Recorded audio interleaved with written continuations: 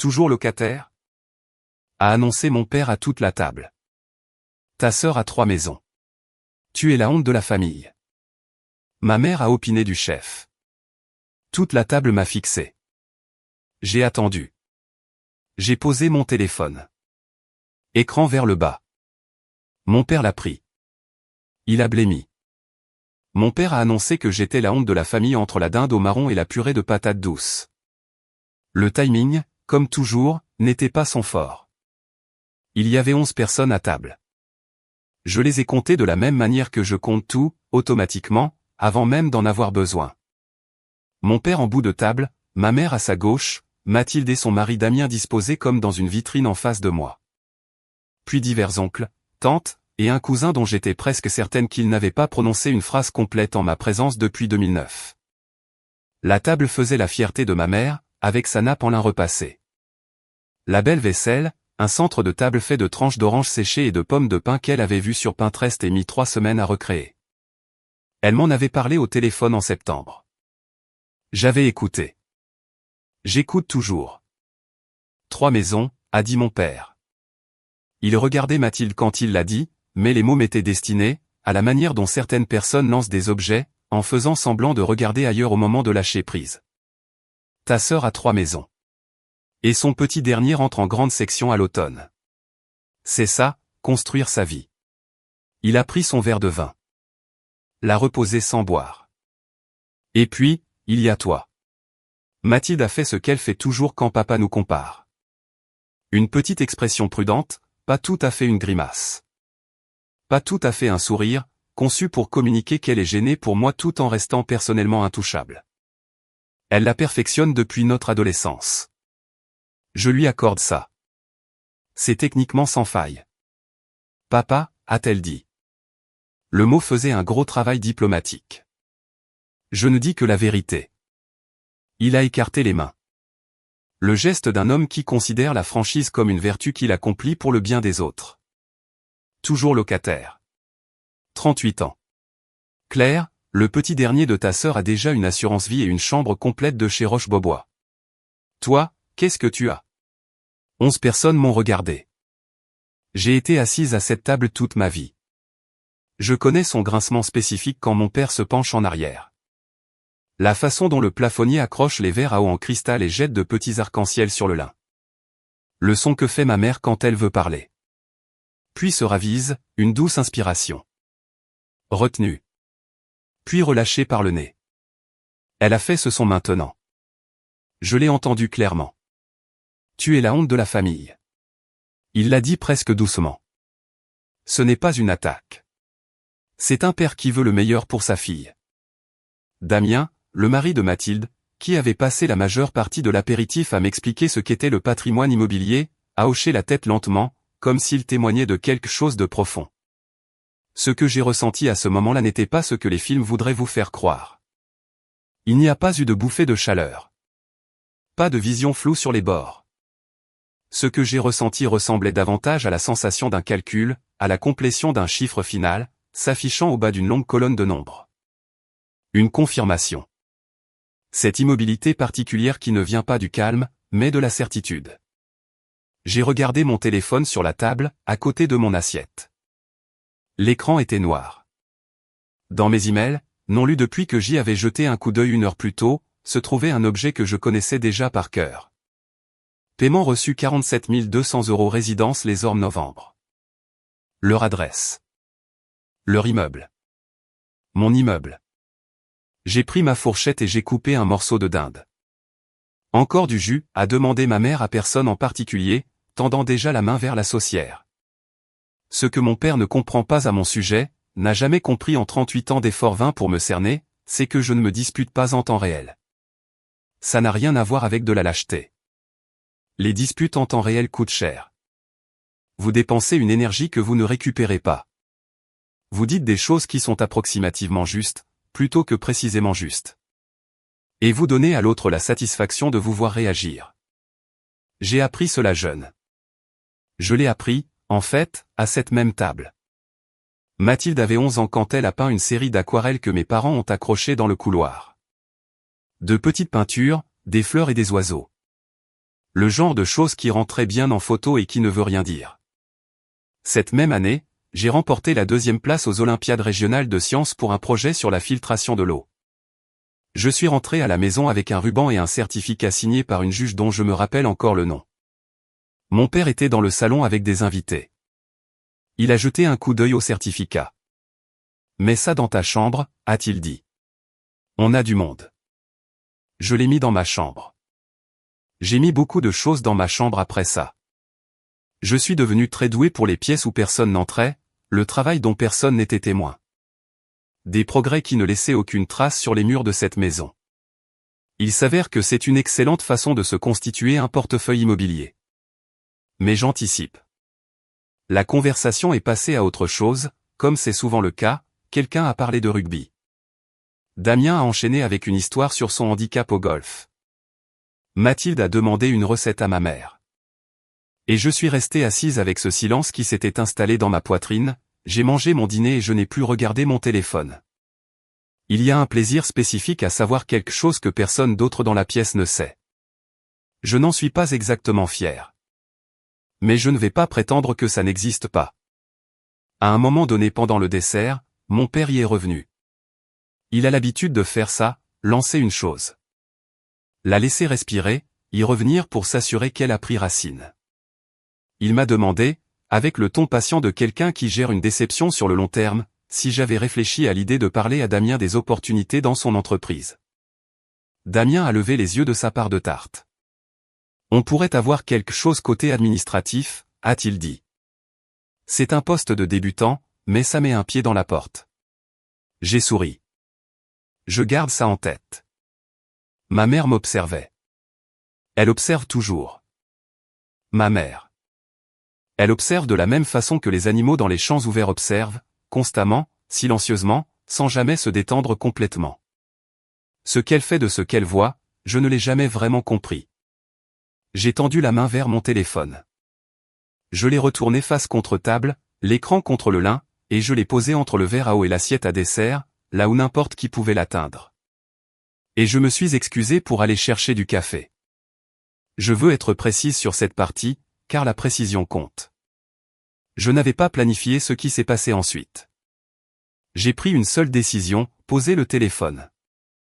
Puis je me suis levé, j'ai marché jusqu'à la cuisine et je suis resté debout près du plan de travail. J'ai rempli ma tasse avec la verseuse que ma mère avait laissée au chaud sur la plaque. Je pouvais entendre la table d'ici. Mathilde disant quelque chose sur les inscriptions à la maternelle. Damien riant d'une de ses propres blagues. J'avais une raison de poser le téléphone face vers le bas. Mais je veux d'abord vous raconter toute l'histoire. Parce que la fin n'a de sens que si vous comprenez le début. Et le début, ce n'est pas cette table, cette dinde, cette blessure particulière sur laquelle mon père tire depuis 38 ans. Le début, c'est un immeuble. Et ce qu'il a fallu pour l'acheter. J'ai été diplômé de l'université Paris-Dauphine en mai 2008 avec un master en finance et 22 000 € de prêts étudiants. Ce qui, à l'époque, me semblait être un problème de la taille d'une planète. En juin, j'avais un appartement à Lyon, un 2 pièces, au 3e étage. Un radiateur qui claquait tout l'hiver comme si quelqu'un essayait d'en sortir. Le loyer était de 740 € par mois. L'agence immobilière qui percevait ce loyer s'appelait le cabinet Charpentier. En moins de 6 mois, je travaillais pour eux. Pas parce que c'était mon rêve. Je veux être exact à ce sujet. J'ai pris le poste parce qu'ils payaient 38 000 € par an, incluait une mutuelle et un bureau avec une fenêtre. Et en 2008, on prenait ce qui venait avec une fenêtre. Mais j'ai été doué immédiatement. De cette façon dont on est parfois doué pour des choses pour lesquelles on ne savait pas qu'on était fait, comme certaines serrures et certaines clés s'emboîtent sans explication. Je comprenais les chiffres. Je comprenais comment les bâtiments vieillissaient. Ce qu'ils coûtaient à entretenir. Et où les propriétaires perdaient de l'argent qu'ils n'avaient pas à perdre. J'ai compris, très vite, que les gens qui possédaient des immeubles n'étaient pas catégoriquement plus intelligents que ceux qui travaillaient pour eux. Ils étaient simplement arrivés les premiers. Ou avaient hérité. Ou les deux. J'ai commencé à épargner en 2009. Pas de manière agressive, je n'avais pas les revenus pour ça. Mais méthodiquement. Un montant fixe chaque mois. transféré automatiquement le lendemain du versement de mon salaire. Déplacé vers un compte que j'avais configuré spécifiquement pour que son accès nécessite 3 étapes au lieu d'une. Petite barrière. Effet démesuré. Je comprends maintenant que cela s'appelle l'économie comportementale. En 2009, je pensais juste que c'était le fait de ne pas me faire confiance. Je ne l'ai pas dit à ma famille. Cela demande quelques explications. Ou peut-être pas. Mon père a des opinions sur les décisions financières. De la même manière que la météo a des opinions sur vos projets, de façon globale, impersonnelle, peu importe ce que vous préféreriez. Quand j'avais 24 ans, il m'a dit que louer, c'était jeter l'argent par les fenêtres. Ce que disent les gens qui n'ont jamais fait d'analyse de trésorerie sur un bien immobilier qu'ils n'avaient en réalité pas les moyens d'acheter.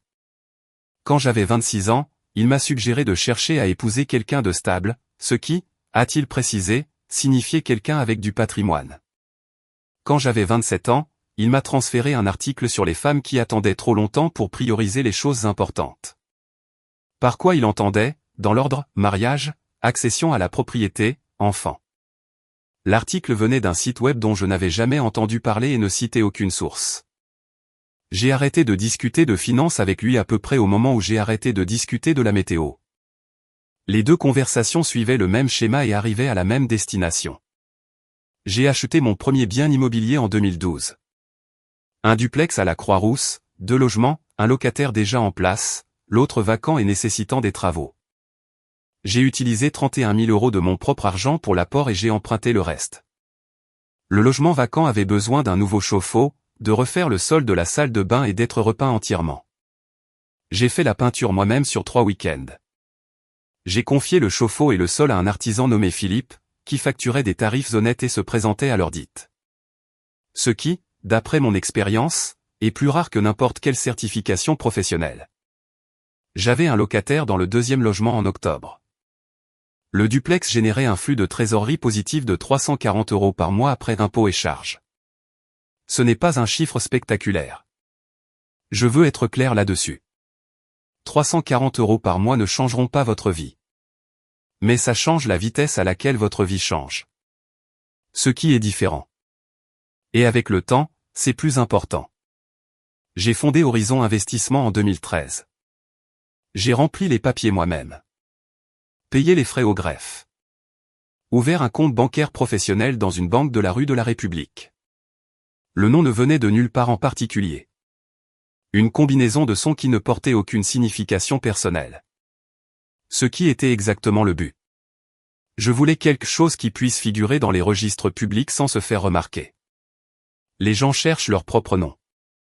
Ils cherchent rarement des mots qui ne signifient rien pour eux. Mes parents ne savaient pas que l'entreprise existait. Ma sœur ne le savait pas. Je ne l'ai dit à personne. Ce qui semble plus calculé que ça ne l'était.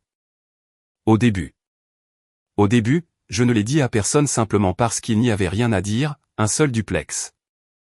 Des rendements modestes. Un plan qui pourrait ne pas fonctionner. Plus tard. Quand il y a eu quelque chose à dire. L'habitude du silence était déjà formée. Si je suis honnête, et j'essaie de l'être. C'était plus qu'une habitude. Quand j'avais 14 ans, j'ai remporté la 2e place aux Olympiades régionales de sciences. Mon projet portait sur la filtration de l'eau. Taux de contamination dans les réseaux municipaux. Comparaison des méthodes de filtration. Une petite maquette fonctionnelle que j'avais construite avec des tuyaux en PVC et des tuyaux d'aquarium. J'y avais travaillé pendant 11 semaines. La juge, une femme nommée Dr. Patricia Autrive, dont j'ai lu le nom sur son badge, m'a dit que c'était le projet techniquement le plus rigoureux qu'elle avait évalué au niveau junior cette année-là. Je suis rentré chez moi avec mon ruban, mon certificat et ma petite maquette. Mon père était dans le salon. Il avait des invités, un couple dont je ne me rappelle plus les noms. Des gens qu'il connaissait de quelque part. Et ils regardaient tous une peinture que Mathilde avait faite. Une aquarelle d'une grange qui était, objectivement, une aquarelle de grange compétente. Mon père l'avait encadrée. Il l'avait accrochée au mur près de la fenêtre, là où la lumière la mettait le mieux en valeur. Je me tenais dans l'encadrement de la porte avec ma maquette. Il a jeté un coup d'œil au certificat. Puis, à la maquette. Brièvement. Mets ça dans ta chambre. On a du monde. Je l'ai mis dans ma chambre. Ma mère. Je l'ai découvert une vingtaine d'années plus tard. L'a récupéré dans le bac de recyclage après mon départ pour l'université. Elle l'avait gardé dans une boîte à chaussures dans son placard. Je ne le savais pas à l'époque. À l'époque, je savais seulement que j'avais ramené à la maison quelque chose qui me semblait important. Et qu'on l'avait fait disparaître de la vue de tous. Et que la grange était toujours sur le mur. J'ai arrêté de lui montrer des choses après ça. Pas ce jour-là. Pas en une seule décision, mais progressivement. Au cours des années suivantes, les choses que j'accomplissais ont migré vers l'intérieur. Vers des pièces auxquelles il n'avait pas accès. Les notes. Les prix. Plus tard, l'argent. Et ce que j'ai construit avec. Je me suis dit que c'était pour me protéger. C'était peut-être vrai. En partie. En 2021, Horizon Investissement détenait cette propriété répartie sur 3 départements. Le duplex à la Croix-Rousse. 2 immeubles de 4 appartements à Montchat. Une petite galerie marchande que j'avais achetée lors d'une saisie immobilière. Et que j'avais mis 14 mois à redresser. Et un complexe de 12 appartements dans l'Est lyonnais qui avait nécessité le montage financier le plus complexe que j'ai jamais réalisé, et qui m'avait tenu éveillé. Véritablement éveillé. Pendant 6 nuits d'affilée. Le 12e appartement de ce complexe avait un locataire nommé Gérard, qui payait à temps tous les mois et gardait un petit jardin d'herbes aromatiques sur son balcon. Puis, au printemps 2022, une agence de gestion immobilière a mis en vente une résidence de 24 appartements à Écully. La résidence Les Ormes, 18 bis allée des Érables, des fondations solides, des loyers en dessous des prix du marché, sous-entretenus mais pas endommagés. L'annonce est restée 63 jours avant que je ne fasse une offre. Je ne savais pas que mes parents vivaient là quand j'ai fait l'offre. Je l'ai découvert quand j'ai reçu le registre des loyers, le document listant chaque locataire, son appartement et son paiement mensuel, et que j'ai vu le nom de mon père sur la 2e ligne. Appartement 104, Robert et Sandrine Belmont. Je suis resté avec cette information pendant un long moment. Puis j'ai signé le compromis de vente. Laissez-moi vous parler de Damien. Damien a 36 ans et vend des assurances commerciales pour une firme régionale dont le logo comporte un chêne. Il conduit un Audi Q7 avec un niveau de finition juste au-dessus de ce qui serait financièrement logique pour ses revenus, ce que je sais parce que j'ai regardé les revenus comparables pour son poste dans son secteur, car c'est le genre de choses que je fais. Il entraîne l'équipe de foot de son fils le samedi matin, et il appelle ça le coacher avec tout le poids du mot, comme le font les gens quand ils ont besoin que le mot compense le fait que l'activité n'en mérite pas tant. Ce n'est pas une mauvaise personne. Je veux être juste. Il a simplement la confiance spécifique d'un homme qui n'a jamais eu tort sur quelque chose d'assez cher pour le corriger de façon permanente.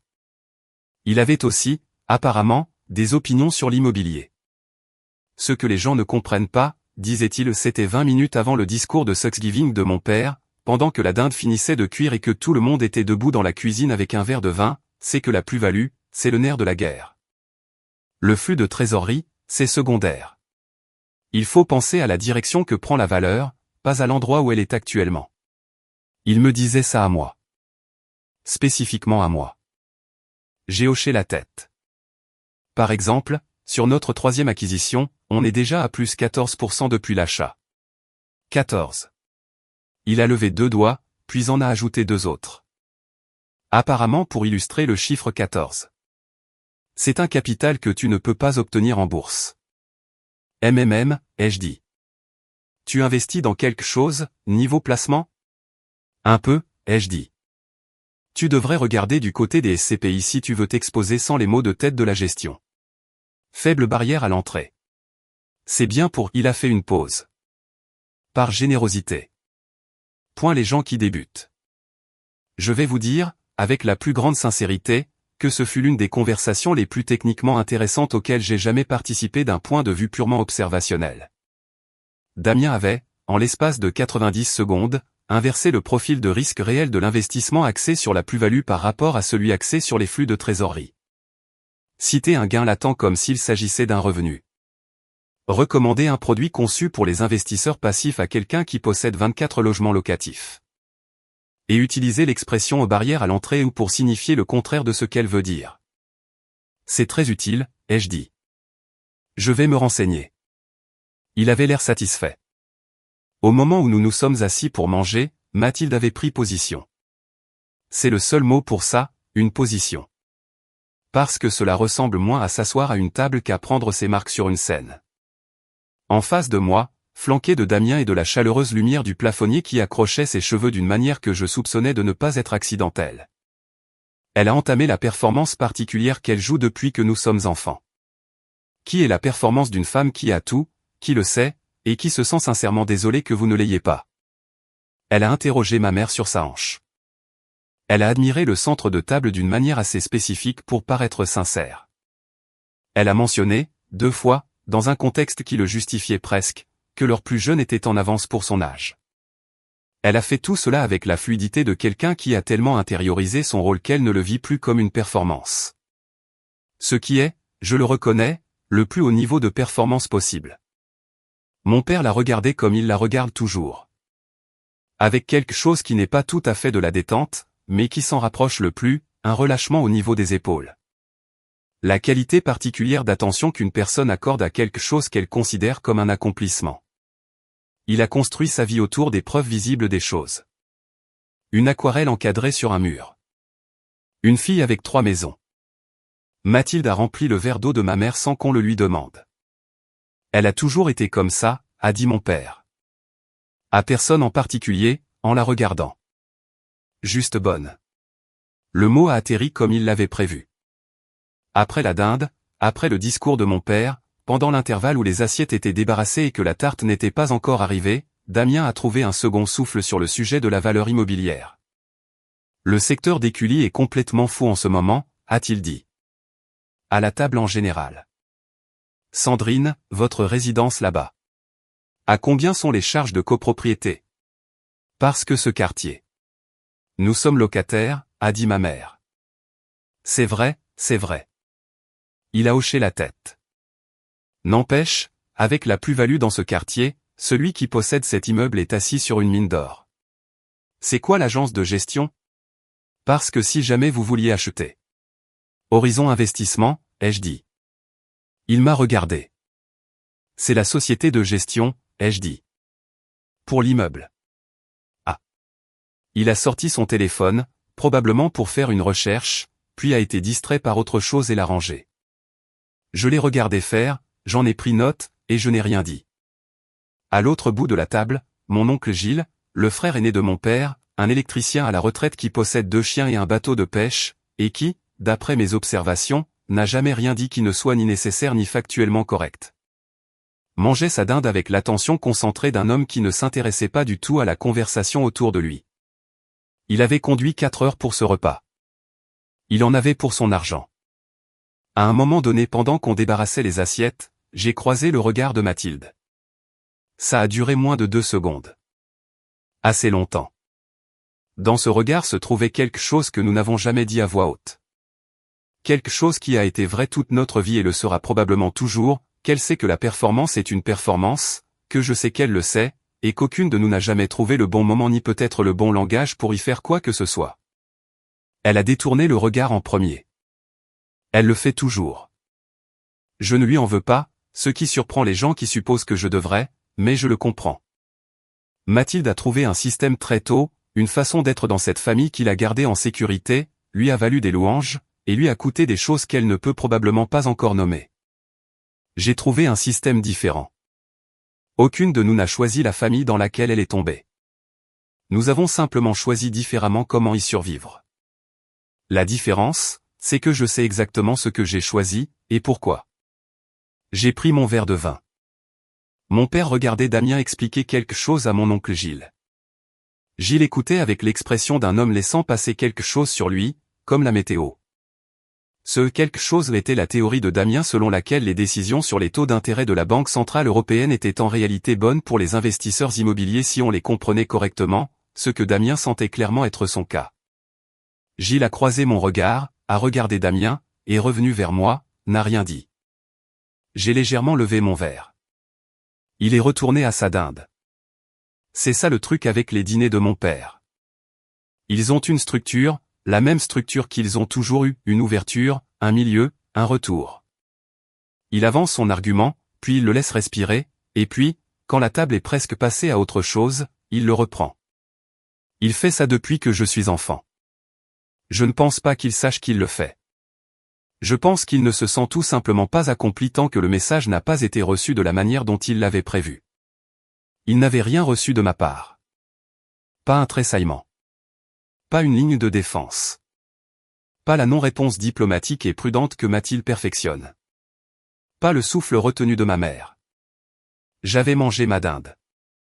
J'avais écouté Damien expliquer le patrimoine.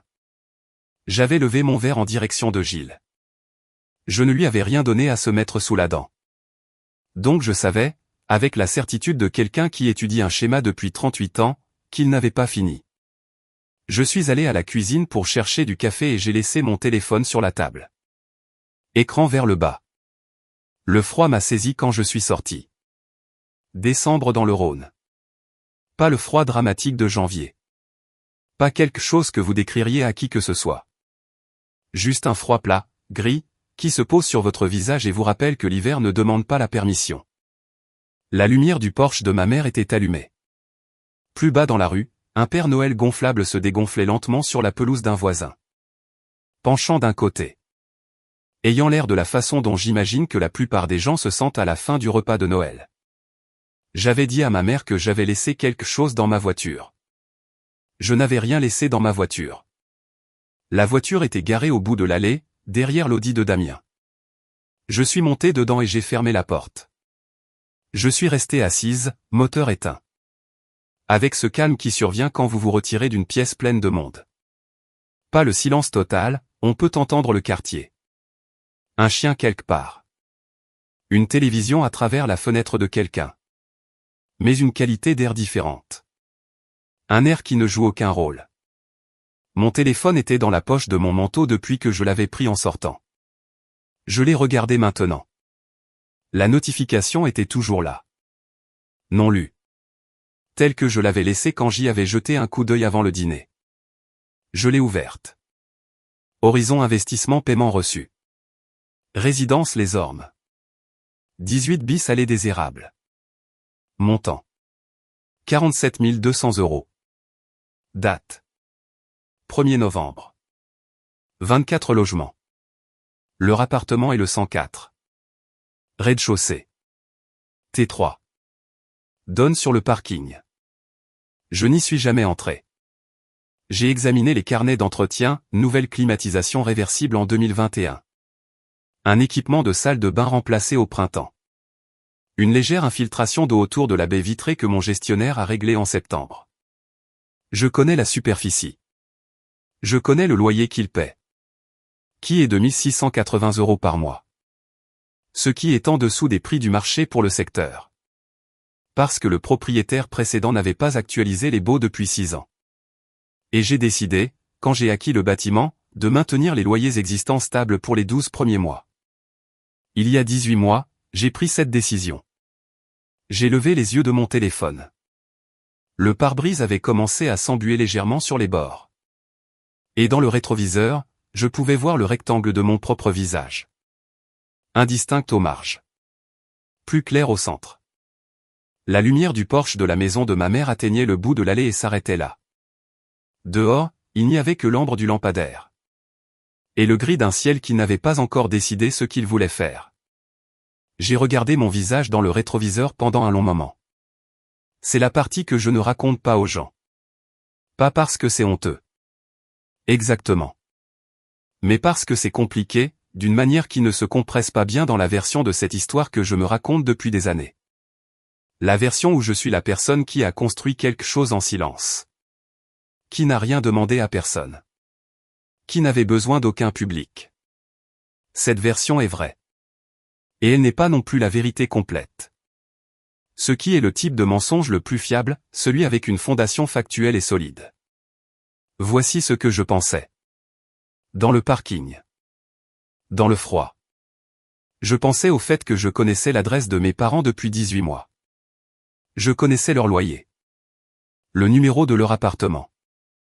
La date d'expiration de leur bail. J'avais examiné leur dossier de locataire avec le même détachement que j'applique aux 24 logements. J'avais pris la décision commerciale de maintenir leur loyer stable. Et je n'y avais plus pensé. Officiellement. Pas plus que je n'avais pensé à Gérard et son jardin d'herbes aromatiques. Et puis chaque mois, quand le rapport de paiement arrivait, je lisais cette ligne. Appartement 104. Belmont. 1680 €. Et je ressentais quelque chose. Pas du plaisir, exactement. Quelque chose de plus structurel que le plaisir. Le sentiment d'une preuve qui se complète. D'une variable qui se résout.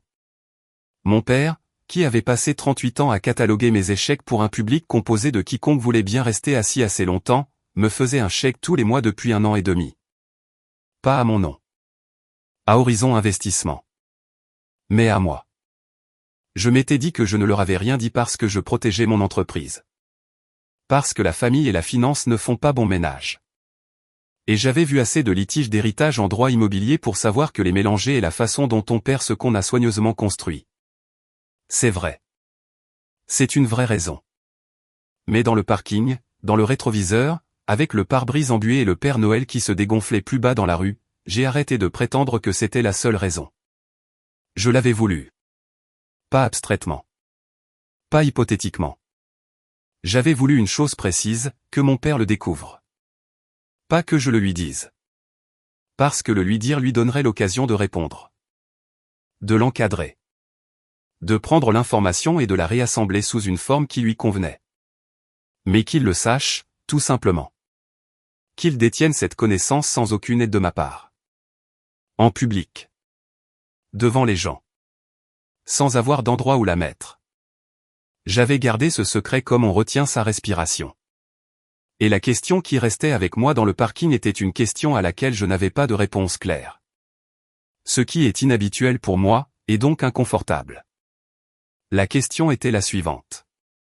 Est-ce que j'allais retourner dans cette maison pour enfin expirer, pour lâcher prise? Pour arrêter d'être la personne qui garde les preuves dans un dossier et ne les montre jamais? Ou bien, est-ce que j'y retournais pour enfin obtenir ce que j'attendais depuis l'âge de 14 ans? Planté dans l'encadrement d'une porte avec un ruban? Et une maquette faite de tuyaux en PVC et de tuyaux d'aquarium? Ce sont des choses différentes. L'une d'elles est la guérison.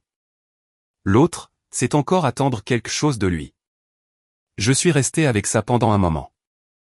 Assez longtemps pour que le pare-brise s'embue d'1 centimètre supplémentaire en haut. Plus bas dans la rue, le Père Noël gonflable a achevé de s'effondrer. Voici ce que j'ai décidé. J'ai décidé que j'étais probablement les deux. Et que la présence de la deuxième chose n'annulait pas la légitimité de la première. J'ai décidé que 38 ans passés à construire quelque chose en silence valent quelque chose, quel que soit le public. Et que vouloir, juste une fois, être vu par la personne qui était censée vous voir en premier? Ce n'est pas de la faiblesse. C'est juste être humain. Même pour les gens comme moi qui préfèrent ne pas l'être. J'ai décidé que je n'allais rien faire. Ne rien fabriquer. Ne rien arranger. J'allais retourner à l'intérieur, m'asseoir à la table de ma mère et manger n'importe quelle tarte qu'elle avait préparée. Le SMS sur mon téléphone disait tarte aux noix et cognac. Elle m'avait envoyé un message à ce sujet jeudi matin. Et j'allais laisser la soirée être ce qu'elle devait être. Mon téléphone retournerait sur la table. Face vers le bas. Parce que l'écran s'allume avec les notifications. Et je trouve ça distrayant pendant les repas. Je fais ça partout. Je le ferai ici. Si quelque chose se passait. Quelque chose se passerait. Si rien ne se passait, je rentrerais chez moi et l'immeuble serait toujours à moi. Et le paiement mensuel arriverait toujours le 1er du mois. Et mon père ne le saurait jamais. Et ce serait très bien aussi. C'était la décision. J'y croyais à environ 60%. Je suis sorti de la voiture et j'ai remonté l'allée vers la lumière du Porsche. Et le froid m'a accompagné. Et quelque part derrière moi, le Père Noël dégonflé a frissonné une fois dans le vent et s'est immobilisé. Ma mère avait fait 2 tartes. Noix et cognac, et tarte aux pommes. Parce qu'elle en fait toujours 2. Parce que dans cette famille, il y a des gens qui ont tort au sujet de la tarte aux pommes. Et elle a appris à s'adapter à eux. Je pouvais sentir les 2 depuis le couloir. J'ai accroché mon manteau. Je suis retourné à la table. Les tartes de ma mère étaient excellentes.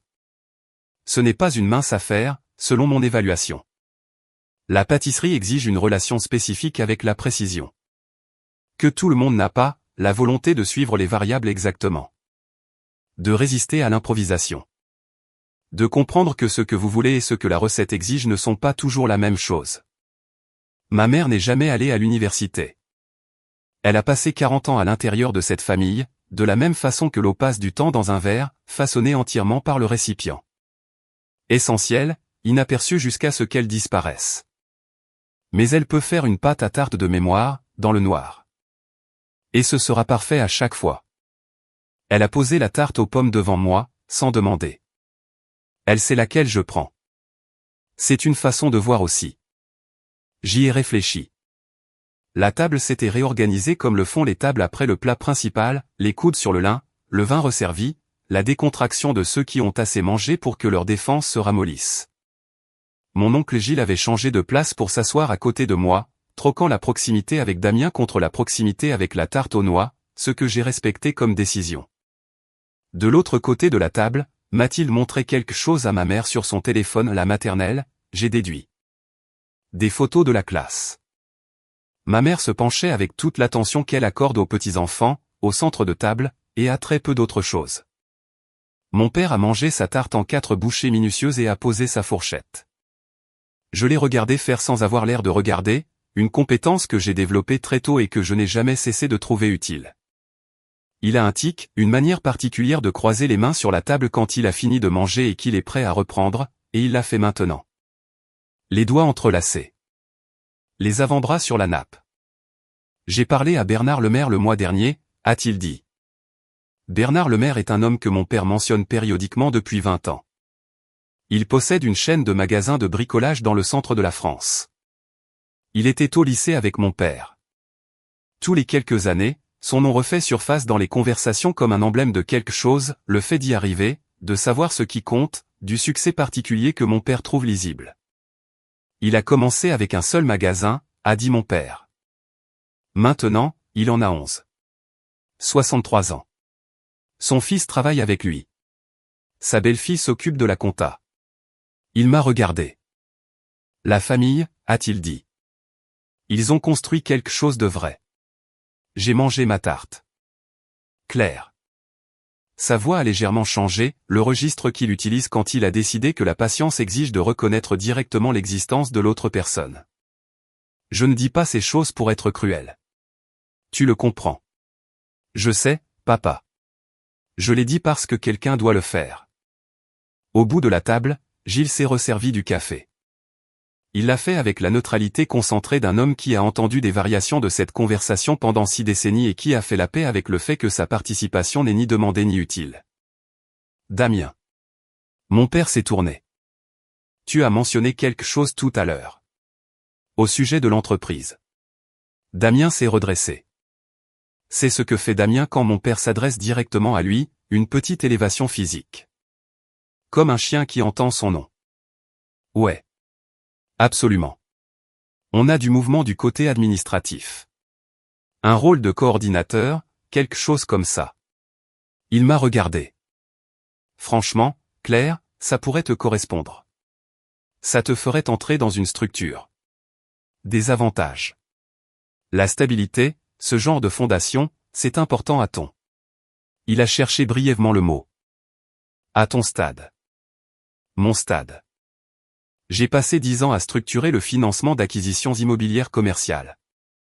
J'ai négocié avec des banques régionales, avec des prêteurs privés, avec une banque particulièrement difficile à Bourg-en-Bresse qui a exigé 4 réunions et un prévisionnel révisé avant de m'accorder une ligne de crédit pour l'immeuble de 4 logements à Montchat.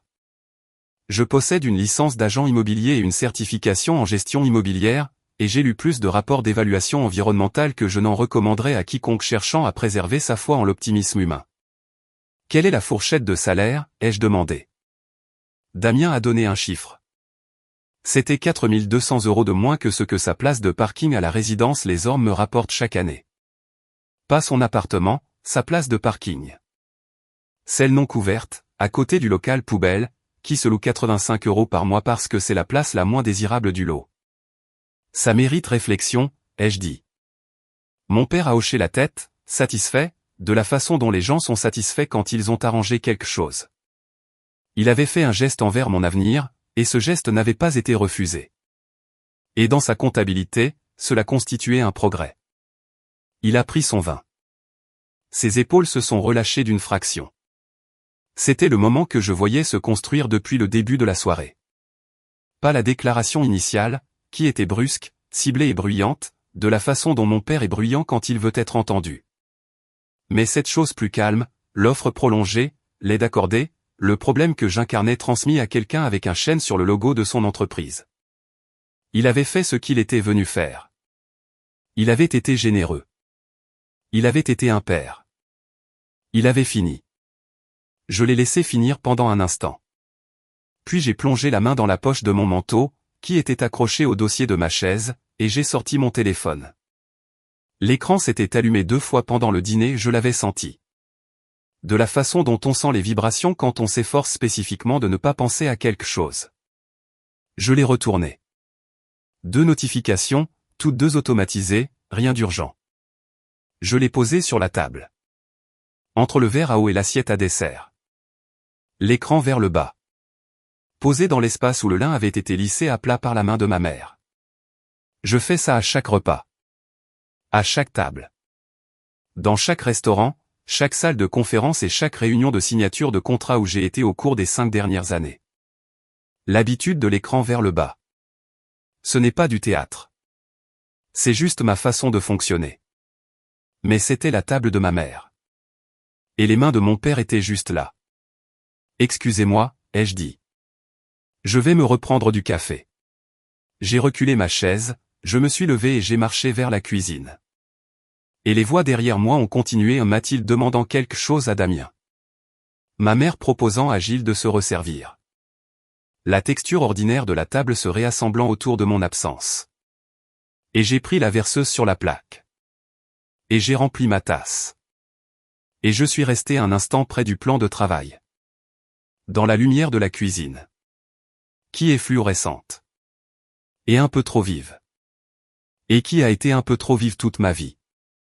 Depuis la salle à manger, j'ai entendu mon père dire quelque chose à ma mère. Sa réponse à elle. Trop basse pour être analysée. Puis. Un petit bruit.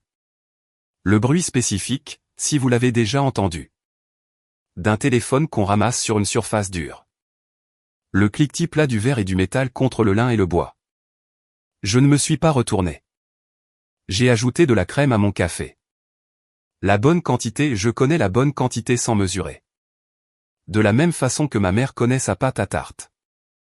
C'est peu de choses. C'est à moi. De la salle à manger? Rien.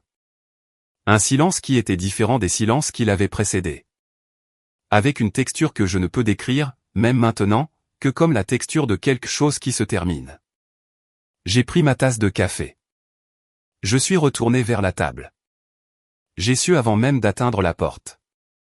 Pas à cause d'un bruit, il n'y avait aucun bruit. Ce qui était en soi l'information. Une table de 7 personnes qui ne produit aucun son n'est pas une table au repos. C'est une table qui s'est arrêtée. Ce sont des conditions différentes et la différence est immédiatement lisible pour quiconque fait attention. Ce que je fais toujours. J'ai franchi l'encadrement de la porte avec ma tasse de café et j'ai lu la pièce comme j'ai l'habitude de le faire. De gauche à droite. Les visages d'abord. Puis les mains. Puis la posture. Mon oncle Gilles avait posé sa fourchette. Il regardait mon père avec une expression que je n'avais jamais vue chez lui. Et je catalogue les expressions de Gilles depuis que j'ai 6 ans. Ce n'était pas exactement de la surprise. Plutôt le regard d'un homme qui a ouvert une boîte de jeux de société en s'attendant à trouver des dames, et qui a découvert, à l'intérieur, quelque chose d'infiniment plus compliqué. Damien avait les 2 mains à plat sur la table. Son poids était légèrement en avant. Sa bouche était ouverte. Pas pour parler, juste ouverte. La charnière décrochée. Mathilde était très immobile. Mathilde n'est jamais très immobile. Elle se meut dans les pièces comme l'eau se déplace. Remplissant les espaces. Trouvant le chemin de moindre résistance automatiquement. Une Mathilde immobile, c'était une information nouvelle. Ma mère avait une main pressée contre la base de sa gorge. Et mon père. Mon père tenait mon téléphone. Il le tenait de la façon dont les gens tiennent des objets quand ils ont oublié que leurs mains sont visibles près de sa poitrine. Légèrement incliné vers lui. L'écran face à lui. Il avait lu. S'il était encore en train de lire ou s'il avait déjà fini, et continuait simplement à regarder l'objet parce qu'il ne savait pas quoi en faire d'autre, je ne pouvais pas le dire. Son visage avait fait quelque chose que je ne l'avais jamais vu faire en 66 ans d'existence du visage de mon père. Il était devenu silencieux. Pas le silence contrôlé qu'il déploie quand il veut paraître mesuré. Le silence qu'il joue lors des disputes quand il a décidé que le silence est la position la plus forte. C'était involontaire. C'était le silence d'un système rencontrant une donnée qu'il n'avait pas été conçu pour traiter. La couleur l'avait quitté. Drainé vers le bas et vers l'extérieur. De la même façon que l'eau se vide d'une baignoire. Ne laissant que le blanc de la porcelaine. J'ai marché jusqu'à ma chaise. J'ai posé ma tasse de café sur la table. J'ai tiré la chaise et je me suis assise. Et j'ai placé ma serviette sur mes genoux comme je le fais toujours pliée en deux. Côté gauche. Comme ma mère me l'a appris. Et j'ai pris ma fourchette à dessert. Puis j'ai regardé mon père. Papa, ai-je dit. Tu avais besoin de quelque chose? Les mots sont sortis exactement comme je l'avais voulu. De la façon dont je conçois tous les mots sans inflexion. Sans lui indiquer dans quelle direction aller. Une question. Simplement. Une personne revenant de la cuisine, observant qu'un événement s'est produit, et s'enquérant poliment de sa nature. Il m'a regardé. Pour la première fois depuis très longtemps, peut-être de mémoire d'homme, il m'a regardé. Et n'avait rien. Pas de phrase préparée. Pas de réponse formatée. Pas de version des événements assemblée et prête à être livrée. Il m'a regardé comme les gens regardent les choses qu'ils ont mal identifiées. Recalibrant. Découvrant que le recalibrage débouchait sur un calcul plus long que prévu. Il a ouvert la bouche. L'a fermée. A regardé le téléphone. Puis il s'est tourné vers ma mère. Il lui a tendu le téléphone sans parler. Et elle l'a pris de la façon dont on prend quelque chose que quelqu'un vous tend avant de comprendre ce que c'est. Elle a regardé l'écran. Sa main est revenue à sa gorge. De l'autre côté de la table, Mathilde s'est penchée en avant. Pas de manière dramatique, juste la petite inclinaison vers l'avant de quelqu'un dont l'information arrive avec du retard. Une personne de retard. Elle a regardé l'écran par-dessus le bras de ma mère. J'ai regardé son visage assembler les données dans l'ordre où elles arrivaient, le nom de la société, le montant en euros, l'adresse, et puis j'ai observé le moment où ça s'est résolu. Ses yeux se sont levés vers les miens. L'expression diplomatique, la prudente non-grimace qu'elle perfectionnait depuis l'adolescence était tout simplement absente. Il n'y avait rien derrière. La doublure n'avait pas appris son texte. Damien a lu en dernier, tendant un peu le cou, puis s'est adossé à sa chaise avec la posture spécifique d'un homme à qui on vient de confier une situation sociale pour laquelle rien dans son expérience ne l'a préparé.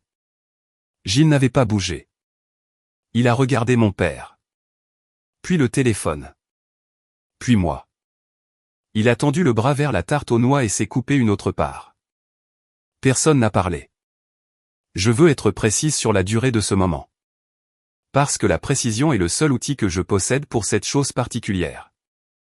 Ça a duré assez longtemps pour que je prenne une gorgée de mon café, que je repose la tasse sur sa soucoupe, que j'observe que la tarte aux noix était presque finie, et que je note que la chaleur fluorescente du plafonnier donnait au morceau restant un meilleur aspect qu'il ne l'était probablement. 40 secondes. Peut-être 45.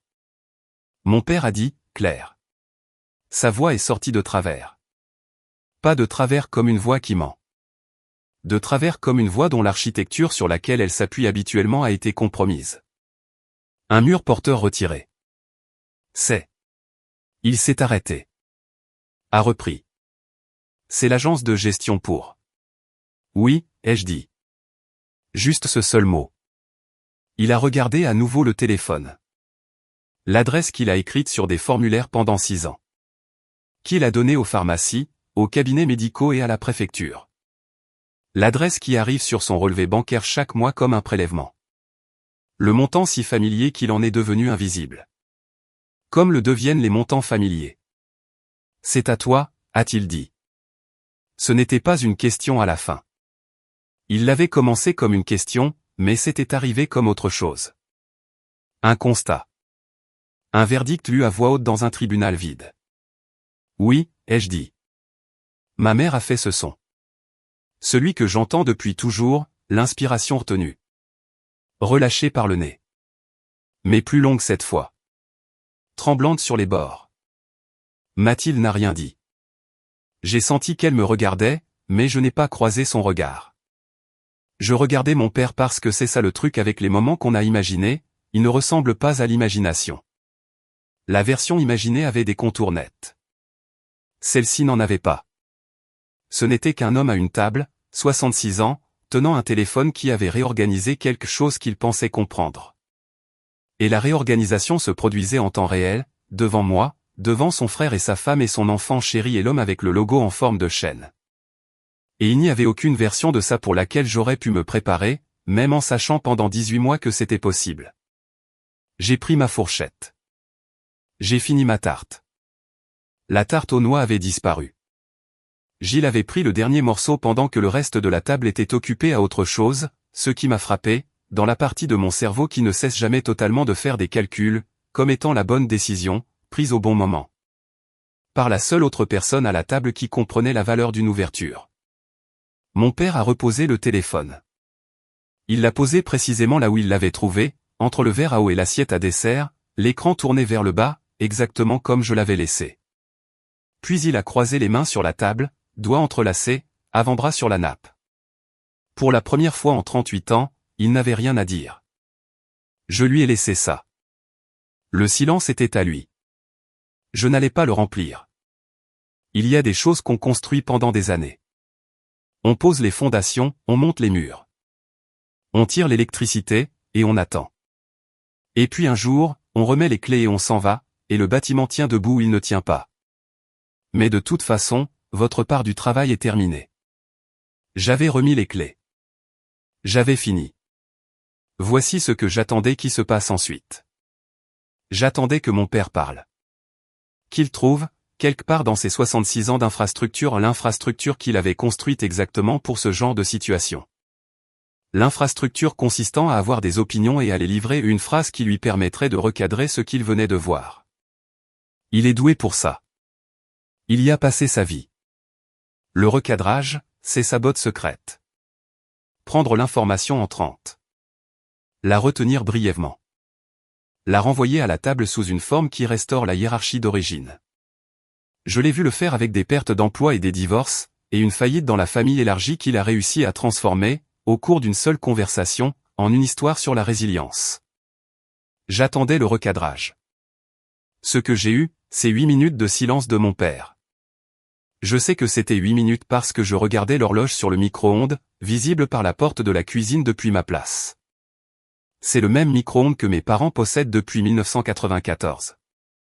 Les 2 points entre les heures et les minutes clignotent chaque seconde. J'ai compté beaucoup de secondes. Pendant ces 8 minutes, la table a existé dans un état pour lequel je n'ai pas de langage précis. Pas le silence, il y avait des bruits. La fourchette de ma mère touchant son assiette. La chaise de quelqu'un qui grince. Le réfrigérateur qui se déclenche dans la cuisine. Mais c'étaient les sons d'une pièce fonctionnant à puissance réduite. De la façon dont un bâtiment fonctionne sur l'éclairage de secours, fonctionnel. Faible. Dépouillé de tout ce qui n'est pas essentiel. Mathilde a regardé son téléphone sous la table. Elle l'a fait de la même façon que les adolescents. C'est-à-dire qu'elle croyait le faire de manière invisible. Ce qui n'était pas le cas. L'écran a éclairé ses genoux 2 fois coup sur coup. Je n'ai pas vu à qui elle envoyait un message. J'ai une hypothèse raisonnable. Damien avait les 2 avant-bras sur la table. Et fixait le vide. Avec l'expression d'un homme qui lance un diagnostic sur une situation qui dépasse ses capacités de traitement. À un moment donné, il a semblé sur le point de dire quelque chose. A inspiré. S'est ravisé. Et est retourné à sa contemplation du vide. J'ai apprécié cela plus que je n'aurais pu le lui dire. Gilles mangeait sa tarte. Mon père a essayé 2 fois avant de sortir quoi que ce soit. La première tentative a eu lieu vers la minute 3. Il a bougé sur sa chaise, le mouvement particulier de quelqu'un qui se prépare à parler. Poids redistribué. Menton légèrement relevé. Et il m'a regardé et il a dit, « Claire ». Et puis il s'est arrêté. Pas pour faire de l'effet. Pas par stratégie. Il s'est arrêté parce que ce qui devait suivre Claire n'était pas arrivé. Il est resté assis là avec mon prénom en suspens entre nous. Inachevé. Et je l'ai regardé chercher le reste de la phrase et ne pas le trouver. Et je n'ai rien dit. Parce que c'était à lui de finir la phrase. Et je n'avais aucune intention de la finir pour lui. La deuxième tentative a eu lieu à la minute 6. Il a regardé ma mère. Une communication est passée entre eux à laquelle je n'ai pas participé, un regard que les gens mariés développent au fil de longues décennies. Un langage compressé. Un raccourci pour les choses trop compliquées à dire devant des invités. Ma mère a fait un tout petit signe de tête négatif. Je ne savais pas à quelle question elle répondait. C'est, a-t-il dit. Il s'est arrêté à nouveau. Il a pris son verre de vin. L'a reposé sans boire. En 38 ans, je n'avais jamais vu mon père prendre un verre et le reposer sans boire. Ce n'est pas un grand buveur. C'est simplement une personne qui s'engage dans ses actions. Prendre quelque chose veut dire l'utiliser. Le reposer inutilisé était une nouvelle information. J'ai fini ma tarte. La tarte aux pommes était excellente. Ma mère fait quelque chose avec le ratio des épices sur lequel je l'ai interrogé 2 fois. Et elle a esquivé 2 fois. Ce que je respecte, chacun a droit aux choses qu'il garde pour lui. À la minute 8, Gilles a posé sa fourchette. Il l'a fait lentement. Délibérément. Avec la tranquillité d'un homme qui a décidé que quelque chose devait être dit et s'est identifié comme la bonne personne pour le dire. Il a regardé mon père. Il a regardé mon père pendant un long moment, avec la patience d'un grand frère qui regarde le plus jeune faire du bruit depuis 6 décennies. Puis il a dit, « Ta fille est ton propriétaire, Robert. » Juste ça. Il l'a dit de la même manière qu'on lit un chiffre sur un compteur. Pas avec jugement. Pas avec satisfaction. Simplement avec la précision de quelqu'un qui signale une condition factuelle que les parties concernées ont peut-être négligée. Puis il a pris sa tasse de café, en a bu une gorgée et l'a reposée. Et c'était la fin de la contribution de Gilles à la soirée. J'ai regardé mon assiette. Je n'ai pas levé les yeux. Parce que si j'avais levé les yeux, j'aurais vu le visage de Gilles. Et si je voyais le visage de Gilles, je n'étais pas sûr de pouvoir maintenir le calme particulier que je gardais depuis 6 heures. Et le calme à ce stade me semblait important, de la même manière qu'une clé de voûte est importante pour une arche. Enlevez-la et toute la structure discute bruyamment de la question en s'effondrant. De l'autre côté de la table, j'ai entendu Mathilde émettre un son. Un son doux, involontaire. Rapidement réprimé. Le genre qui s'échappe avant que la personne qui le fait ne l'ait validé auprès du département interne concerné. C'était peut-être un rire. C'était peut-être autre chose. Je n'ai pas levé les yeux pour déterminer quoi. Ma mère a parlé la première. Après Gilles. Nous ne savions pas, a-t-elle dit. Elle me regardait. Pas mon père. Pas la table, moi. Directement. De la façon dont elle regarde très rarement quelqu'un directement. Ma mère déplace son attention dans les pièces de la même façon qu'un phare balaie l'horizon, constante, en rotation, sans jamais se fixer. Mais elle était fixée maintenant. Je sais, ai-je dit. Depuis combien de temps? 18 mois. Elle a reçu cela sans réaction visible.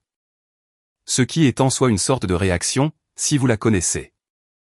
Elle a tendu la main vers le plat de service et l'a redressé sur la table, l'alignant avec le bord du set de table, qui n'avait pas besoin d'être aligné. Ses mains avaient besoin de quelque chose à faire. Et elle leur a donné quelque chose. Mon père regardait le téléphone, qui était toujours sur la table entre nous. Écran vers le bas. Il le regardait de la façon dont les gens regardent les objets qui viennent de les surprendre, comme si la surprise pouvait encore être visible à la surface. Comme si, en regardant assez attentivement, on pouvait expliquer comment elle était arrivée là. Horizon, a-t-il dit. À personne. Juste le mot. À voix haute. Le nom roulant dans sa bouche comme quelque chose qu'il essayait de situer. Oui, ai-je dit. J'ai écrit ce nom sur des chèques. Je sais. Il m'a regardé. Ses yeux avaient la qualité d'un homme faisant une division longue, pas perdu, pas vide, mais profondément, intimement occupé. Travaillant sur quelque chose qui ne se résolvait pas rapidement. 18 mois, a-t-il dit. Oui. Et tu n'as pas, il s'est arrêté. A choisi les mots suivants avec un soin que je ne lui avais jamais vu auparavant. Tu n'as rien dit. Je l'ai regardé. J'ai pensé à l'aquarelle sur le mur. Au ruban dans la poubelle de recyclage. Aux 38 années de choses que j'avais mises dans des pièces auxquelles il n'avait pas accès. Non, ai-je dit. Je n'ai rien dit. Il a baissé les yeux vers le téléphone. Damien s'est raclé la gorge. Nous avons tous attendu de voir si c'était pour préparer une prise de parole ou si c'était simplement réflexe. C'était réflexe. Il a pris son verre d'eau et l'a fait tourner lentement entre ses mains, et a semblé lire la pièce pour la première fois de la soirée avec quelque chose s'approchant de la justesse. Sous la table, l'écran du téléphone de Mathilde s'est rallumé. Ma mère s'est levée et a commencé à ramasser les assiettes à dessert. Se déplaçant autour de la table avec l'efficacité silencieuse de quelqu'un qui a passé 40 ans à convertir des silences inconfortables en tâches ménagères. Elle a pris l'assiette de mon père. Elle a pris celle de Gilles. Elle est passée derrière ma chaise et sa main s'est posée brièvement sur mon épaule, à peine une seconde. Aucune pression. Juste le fait qu'elle soit là. Et puis elle est passée du côté de Mathilde. Je suis resté avec le poids de cette main pendant longtemps après qu'elle ait disparu. La table était revenue au bruit sourd. Le réfrigérateur. Une chaise. Dehors, le vent s'était levé et on entendait le Père Noël gonflable effondré du voisin taper contre la rambarde du porche. Un tapotement doux et irrégulier. Mon père a décroisé les mains. Il les a placées à plat sur la nappe, paume vers le bas, doigts écartés, de la façon dont les gens placent leurs mains quand ils essaient de sentir la surface en dessous d'eux. Pour confirmer que la table est toujours là. Que le sol est toujours là. Que la pièce, malgré tout, est toujours une pièce. Elle l'était. Elle le restait. Certaines choses tiennent bon. Il n'a rien dit d'autre. Moi non plus. 3 semaines plus tard, mon père a appelé. J'étais à mon bureau quand le téléphone a sonné, un mardi matin. Nuageux. Le genre de journée de décembre qui n'arrive pas à décider si elle veut s'engager vers l'hiver. J'examinais un rapport de dépenses d'investissement pour les immeubles de mon chat quand son nom est apparu sur l'écran. Je l'ai regardé pendant 2 sonneries complètes. Puis j'ai décroché. Claire, a-t-il dit. Papa. Une pause. Pas sa pause habituelle. Pas la pause d'un homme qui organise son prochain argument, mais la pause de quelqu'un qui se tient au bord de quelque chose qu'il a mesuré, et dont il n'est toujours pas sûr. Je ne savais pas, a-t-il dit. 3 mots. C'était tout. Aucune élaboration. Aucun contexte. Aucun support architectural. Juste ces mots, livrés avec la platitude prudente d'une personne qui s'est assez entraînée pour les faire sortir, mais pas assez pour les faire paraître naturels. Je sais que tu ne le savais pas, ai-je dit. Une autre pause. D'accord, a-t-il dit. D'accord, ai-je dit. Nous sommes restés en ligne encore 4 secondes, j'ai compté, et puis il a dit au revoir. Et j'ai dit au revoir et nous avons raccroché. Et je suis resté assise à mon bureau à regarder le rapport de dépenses d'investissement pendant un moment sans le lire. C'était la conversation. C'était l'intégralité de la chose. Damien a appelé son frère le soir du repas de Noël. Je le sais à cause de ce qui s'est passé ensuite, c'est-à-dire que le frère de Damien l'a dit à sa femme, et sa femme a fait suivre l'information sur un groupe WhatsApp dont j'ai appris l'existence, et qui comprend, au dernier des comptes, 27 membres de la famille élargie des 2 côtés. Le samedi qui a suivi Noël, 2 jours après le dîner, pendant que j'étais à la laverie parce que la machine de mon immeuble était en réparation, Damien a posté un message sur ce groupe de discussion. Il l'a fait, pour autant que je puisse en juger, avec la sincère intention d'être généreux. Je voulais partager un truc incroyable sur Claire. Il s'avère qu'elle dirige une société immobilière depuis des années. Horizon Investissement. Les beaux-parents vivent en fait dans l'un de ces immeubles. Vraiment impressionnant. Il a inclus un lien vers l'immatriculation d'Horizon Investissement, qui est un registre public, qui liste mon nom, qui renvoie à ma carte professionnelle d'agent immobilier, qui liste cette propriété et leurs valeurs estimées. J'ai découvert cela quand ma cousine Angélique m'a envoyé un message directement, meuf. Le groupe de la famille est en feu là. Dimanche soir, tante Pascale, la sœur de mon père, 71 ans, aucun filtre connu, avait répondu au groupe avec « Attendez, donc Robert l'a appelé la honte de la famille, et elle possède l'immeuble dans lequel il vit ?» Damien avait répondu « Ah, ouais, c'était un sacré moment. » Suivi d'un emoji légèrement perplexe. Il avait, sans aucune aide de ma part, raconté à 30 personnes l'histoire complète, y compris la chute, dans un format qui pouvait être capturé en capture d'écran et préservé indéfiniment. Je ne sais sincèrement pas quoi faire de Damien. En tant qu'être humain, il reste une catégorie que je n'ai pas totalement résolue. À Pâques, mon cousin Maxime a tendu une bière à mon père et a dit « Comment ça va l'appart ? Bon propriétaire ?» J'étais dans la cuisine quand c'est arrivé. Je l'ai entendu par la porte ouverte. J'ai entendu le bref silence qui a suivi. Puis j'ai entendu mon père dire, doucement, « Elle entretient bien l'immeuble. » C'était tout. 5 mots qui lui ont coûté quelque chose, livrés à un homme qui s'attendait soit à une explosion, soit à un déni, et qui a reçu à la place une déclaration simple et factuelle. Je me tenais au comptoir de la cuisine avec mon verre de vin et j'ai pensé, ça y est. C'est la chose que je ne savais pas que j'attendais. Qui n'est pas des excuses, et pas une transformation, mais la simple reconnaissance de la part d'un homme construit entièrement d'opinion, que quelqu'un d'autre avait fait quelque chose de bien. Ce n'était pas assez. Ce n'était pas rien non plus. J'essaie encore de déterminer où cela se situe. Ma mère m'a envoyé une lettre. Pas un email, une lettre, écrite à la main sur le papier à lettres bleu pâle qu'elle garde dans le tiroir de son bureau depuis avant ma naissance. 2 paragraphes. Son écriture est soignée et légèrement formelle, la calligraphie d'une génération qui était notée là-dessus. Le premier paragraphe disait qu'elle était fière de moi. Elle l'a dit simplement, sans décoration. Le deuxième paragraphe disait qu'elle avait gardé le certificat des Olympiades de sciences. Elle l'avait trouvé dans la poubelle de recyclage le soir où j'étais allé me coucher, et elle l'avait mis dans une boîte à chaussures dans son placard, et la boîte à chaussures était toujours là, et elle était désolée d'avoir mis si longtemps à me le dire. J'ai lu la lettre à la table de ma cuisine un mercredi matin de janvier, avec mon café qui refroidissait à côté de moi. Je l'ai lu 3 fois. Puis je l'ai plié le long de ses plis d'origine et je l'ai rangé dans le tiroir de mon bureau où je garde les choses que je veux pouvoir retrouver. En février, les baux de la résidence Les Ormes sont arrivés à échéance pour renouvellement. 24 logements. Je les ai examinés comme je l'ai toujours fait, systématiquement, avec les données actuelles du marché, en ajustant les coûts d'entretien et le risque de vacances locatives, et le calcul particulier de ce que vaut un locataire stable et payeur par rapport à la friction d'un remplacement. J'ai renouvelé 22 logements avec une modeste augmentation alignée sur le marché. 2 logements présentaient des circonstances spécifiques. L'appartement 104, je l'ai renouvelé au même tarif. 1 680 € par mois, comme avant, pour encore 2 ans.